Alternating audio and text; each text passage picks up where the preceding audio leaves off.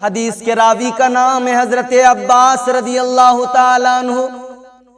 وہ کہتے ہیں ایک مرتبہ میرے آقا تاجدار انبیاء سید کونین منبر پہ جلوہ افروز ہیں اور صحابہ سے فرمانے لگے، اے میرے صحابہ یہ بتاؤ میں کون ہوں؟ کتنا پیارا سوال کیا نبی نے۔ صحابہ جانتے نہیں تھے آقا کو، جانتے تھے نا۔ نبی نے صحابہ کو کلمہ پڑھایا، کفر کے دلدل سے نکالا، جہالت کے اندھیروں سے نکالا، اسلام کی روشنی میں لا کے کھڑا کر دیا۔ صحابہ جانتے تھے آپ کو، آپ کی عظمتوں سے واقف تھے، مگر پھر بھی میرے آقا نے فرمایا، اے میرے صحابہ بتاؤ میں کون ہوں؟ جب اتنا کہا میرے آقا نے تو صحابہ عرض کرنے لگے، اے آقا آپ اللہ کے رسول ہیں، آپ اللہ کے آخری نبی ہیں، آپ اللہ کے پیغمبر ہیں۔ میرے آقا نے یہاں سے بات کو آگے بڑھایا اور مصطفیٰ فرمانے لگے، قال انا محمد بن عبداللہ بن عبد المطلب۔ میرے آقا فرماتے ہیں میرے صحابہ سنو، میرا نام ہے محمد صلی اللہ تعالی علیہ وسلم۔ فرماتے میرے آقا میرے صحابہ سنو، میرا نام ہے محمد، میرے والد کا نام ہے عبداللہ اور میرے دادا کا نام عبد المطلب ہے۔ آگے میرے نبی نے فرمایا، ان اللہ خلق الخلق فجعلنی فی خیرہم ثم جعلہم فرقتین فجعلنی فی خیرہم فرقتا ثم جعلہم قبائل فجعلنی فی خیرہم قبیلتا ثم جعلہم بیوتا فجعلہم فی خیرہم بیتا فانا خیرہم نفسا وخیرہم بیتا۔ میرے آقا فرماتے ہیں صحابہ سنو، جب پروردگار عالم نے کائنات کو بنایا تو میرے مصطفیٰ فرماتے ہیں میرے اللہ نے مجھے سب سے اچھوں میں پیدا فرمایا، مجھے سب سے اچھوں میں بنایا۔ اور آگے فرمایا ثم جعلہم فرقتین فجعلنی فی خیرہم فرقتا۔ جب اللہ نے انسانوں میں گروہ بنائے، جماعتیں بنائیں، تو میرے آقا فرماتے ہیں سب سے اچھی جماعت میں اللہ نے مجھے پیدا کیا۔ اور اللہ نے جب قبیلے بنائے تو پروردگار نے سب سے اچھے قبیلے میں مجھے پیدا کیا۔ اور جب اللہ نے گھر بنائے تو اللہ نے سب سے اچھے گھر میں مجھے پیدا کیا۔ میرے آقا فرماتے ہیں کائنات میں بے مثال بن کے آیا ہوں، کوئی مثال نہیں ہے۔ اسی لیے تو ہم کہتے ہیں تو شاہ خوباں تو جانے جانا ہے، چہرہ ام الکتاب تیرا نہ بن سکی ہے نہ بن سکے گا، مثال تیری جواب تیرا۔ میرے آقا کس گھر میں آئے؟ جناب عبداللہ کے گھر میں آئے، دادا کا نام عبد المطلب ہے۔ جناب حضرت آمنہ کی آغوش میں میرے آقا تشریف لائے۔ جناب حضرت آمنہ خاتون میرے آقا کی والدہ ہیں، میرے آقا کی ماں ہیں۔ جناب حضرت آمنہ خاتون کے بطن مبارک سے میرے آقا دنیا میں تشریف لائے، آقا کی آمد ہوئی، مصطفیٰ کا ظہور ہوا۔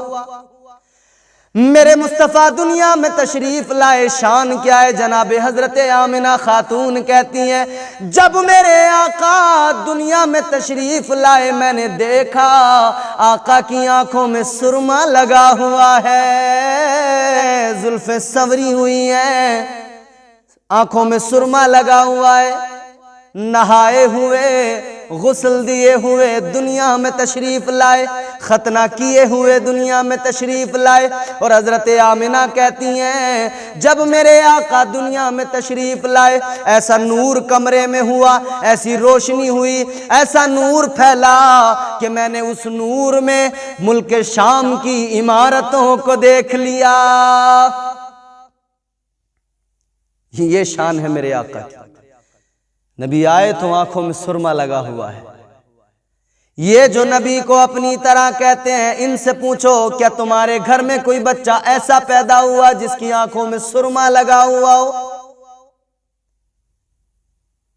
نبی کو اپنی طرح کہنے والوں آؤ شان دیکھو میرے آقا کی۔ بڑے اختصار کے ساتھ میں چند باتیں عرض کر کے بات کو ختم کرتا ہوں۔ نبی کا بچپن دیکھو لاجواب، نبی کی جوانی دیکھو لاجواب، نبی کی زندگی کا ایک ایک لمحہ دیکھو لاجواب ہے۔ عرب کا دستور تھا، جب بچے پیدا ہوتے تھے تو آس پاس کی بستیوں سے دائیاں آتی تھی، بچوں کو لے کر جاتی تھی، پرورش کرتی تھی۔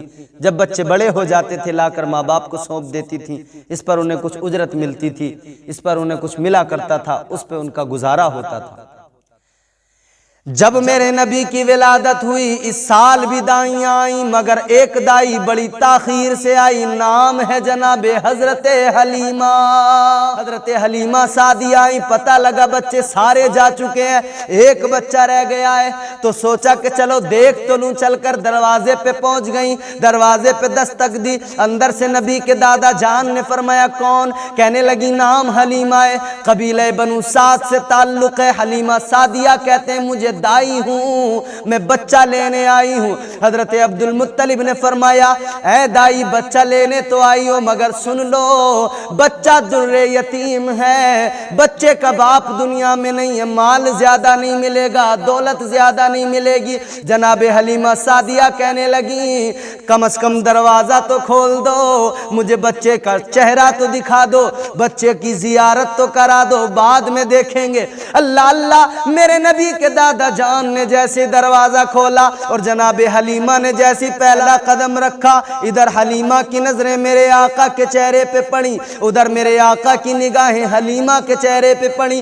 نظروں کا ملنا کیا تھا، میرے آقا نے مسکرانا شروع کر دیا،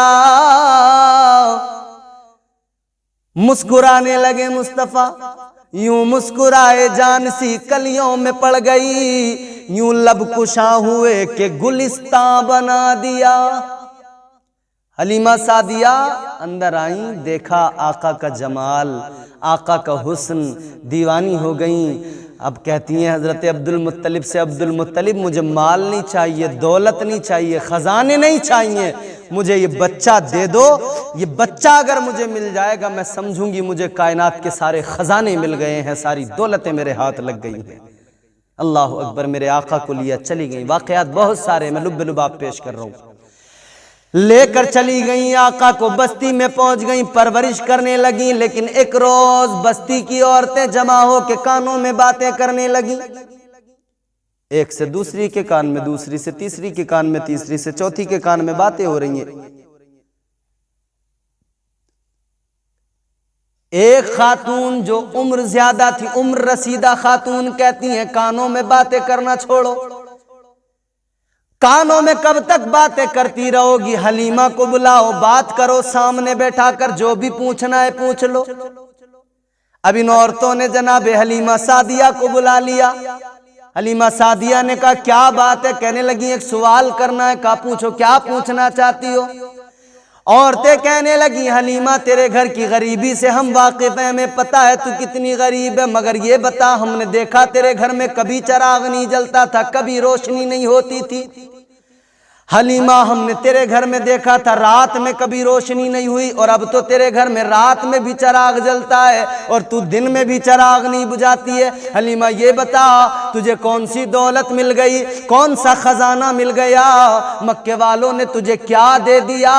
حلیمہ سعدیہ نے اتنا سنا تو کہنے لگی سنو، نہ میں نے کل چراغ جلایا تھا نہ میں آج چراغ جلاتی ہوں، بات اتنی سی ہے جب سے میں محمد عربی کو لے کے آئی ہوں، یہ میرے گھر میں مسکراتے ہیں، میرے سارے گھر میں اجالا ہو جاتا ہے، سارا گھر منور ہو جاتا ہے، تو ہمیں مزاج مل گیا، عقیدہ مل گیا۔ میرے آقا اگر حلیمہ کے کچے مکان میں مسکرائیں تو وہ مکان روشن ہو جائے، اس گھر میں اجالا ہو جائے، اور اگر وہی آقا ہم غلاموں کی قبر میں مسکرا دیں تو انشاءاللہ ہماری قبر میں بھی اجالا ہو جائے گا، ہماری قبریں بھی منور ہو جائیں گی۔